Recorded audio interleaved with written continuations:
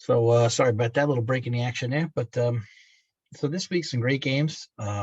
Team of the week from last week. Geez, I think you have to say the Bengals. They went in and smacked the living hell out of the Ravens on the road. Got to give them credit.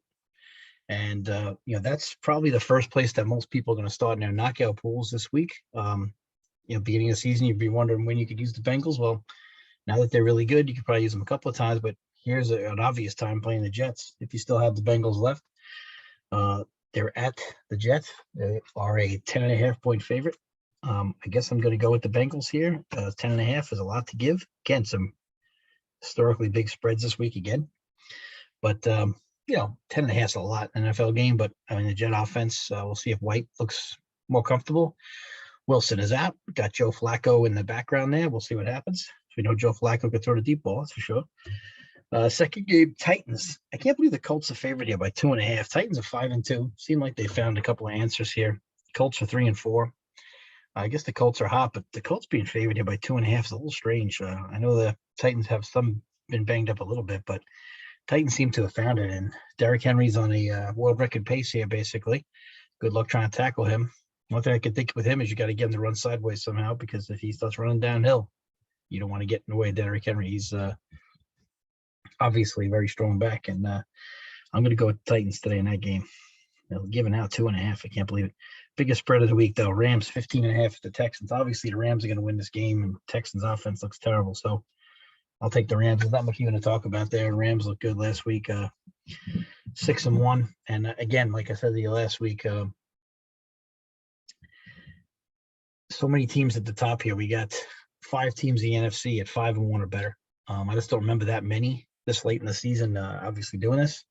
So his first 5 spots are obviously already taken in the playoffs, and thank God there's an extra spot this year, or the NFC would already be pretty much locked up.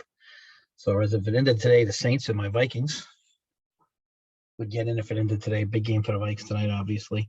But we'll go with the Rams versus the Texans. You have to feel for the Texans. It's a tough situation. Steelers at the Browns, big game. This is one of those nut-cutting games because it's a division game. Browns are 4-3. Got a lot of injuries. Steelers are 3-3. A lot of injuries.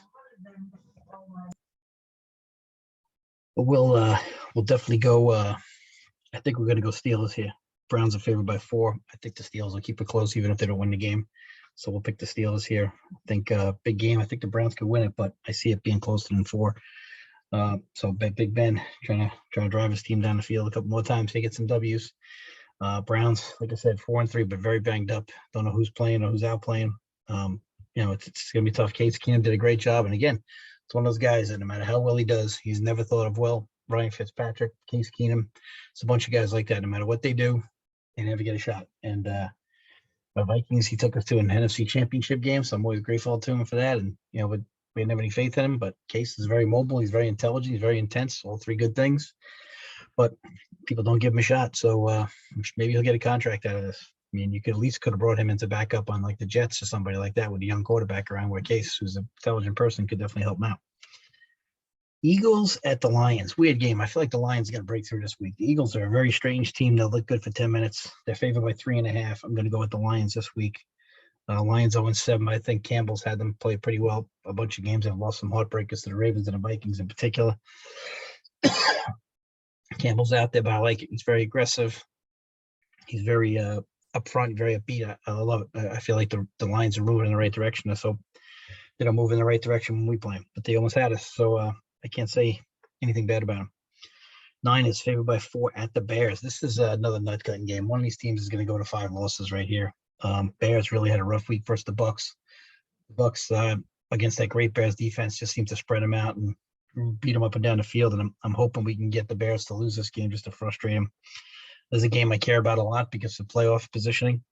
Niners, I wouldn't mind seeing them get a 5th loss here and being 2-5. Maybe they'll bag it. Maybe they'll start to trade some people. Trading deadline is fast approaching here. Not a lot of usual trades in football, but you never know. The world keeps changing all the time. Bears, Fields looks good one minute, looks really bad the next. So we'll see what happens there. 9 is a favorite by 4. I'm going to take the Bears, although I wish I could get both teams to lose, but I can't.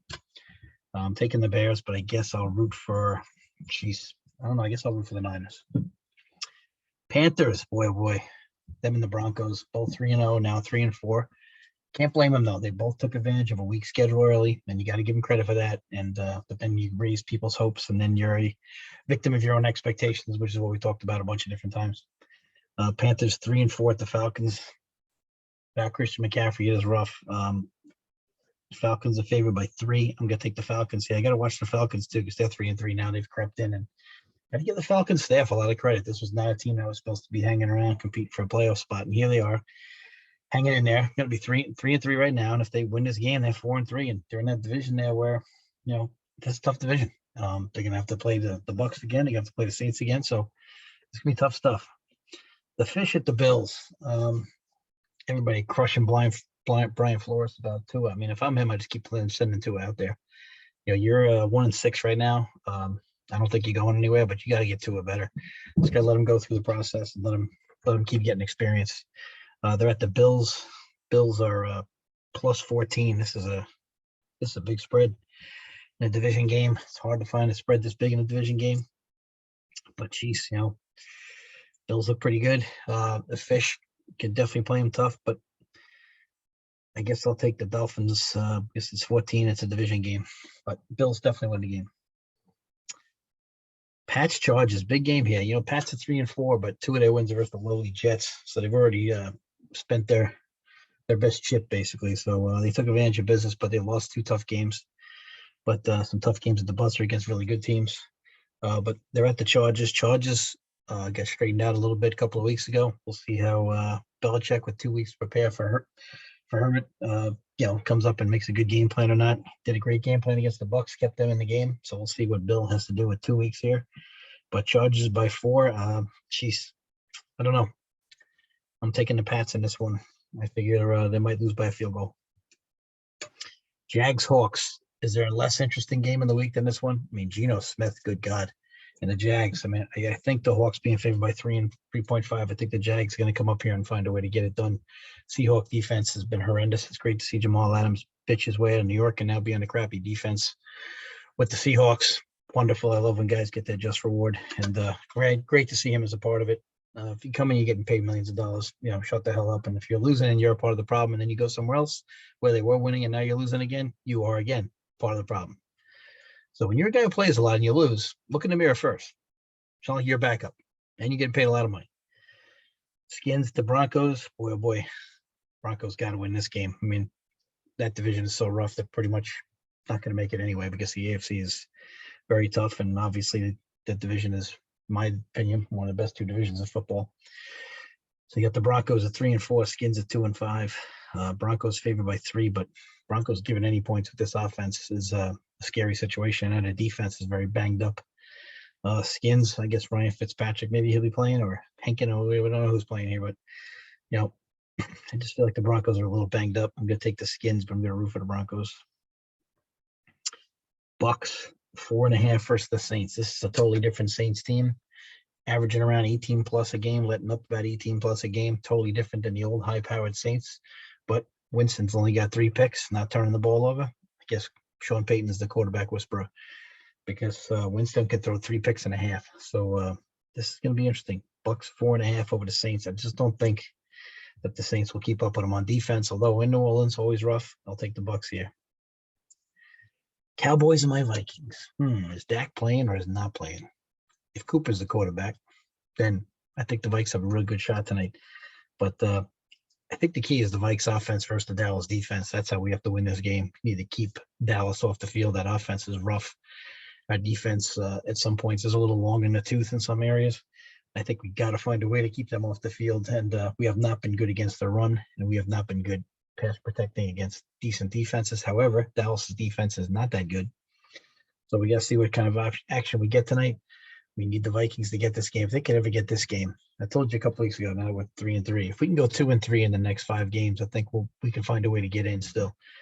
We just can't afford a 1-4 and get in a tough situation. We've got to find a way to get some of these games here and keep above water until we get back to some other games that are a little less strenuous, how we say. And it's going to come down to us and the Bears again. We got 2 games left with the Bears. It's going to come down to some Bears games. I know we have to play the Niners as well. So that's going to be an interesting game in itself. So that's going to be tough, but we got to find a way to get this game today, especially without Dak. If Dak doesn't play today, you got to find a way to win this game, and got to be able to take care of the clock, got to be able to manage end of game situations, got to play winning football instead of, again, getting up by 10 with 2 minutes left and having to hold on. It's atrocious, but we have to find a way. Giants at the Chiefs, interesting game here. Chiefs favored by 10, and I told you last week, this is one of those teams. I told you again, I'm telling like it is. This is one of these teams that everybody's going to assume is ready to pop all year long, and you keep waiting for the week. But as always with those teams, they never really pop as much as everybody thinks they are. They still have a hangover from getting their ass kicked in the Super Bowl. They did not look good in that game. They looked like they looked disinterested. Everybody just expected them to be all right, but I tell you, they just did not look good. Again, I've told you before, I think they're too cute on offense. I think the play calling is, too many twists and turns. And again, a little bit of, trying to be the smartest guy in the room. Just get so many weapons. Just get the weapons the ball. At this point, it doesn't matter how the hell you do it.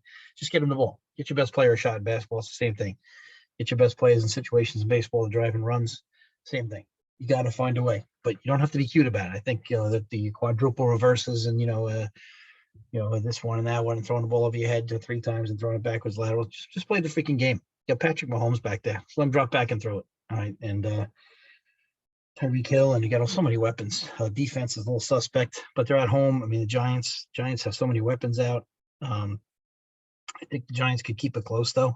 But again, Giants are missing a lot of weapons. We got to see how it is for how Jones is still recovering. I mean, obviously he's played, but is he back and is he healthy from that concussion? Patrick Mahomes as well. I guess I'll take the Chiefs in this one to 10, but I'm not. This is the game I'm very uncomfortable with. The Vikings, by the way, giving away 3. I don't feel comfortable with that, but I'm going to take my Vikes.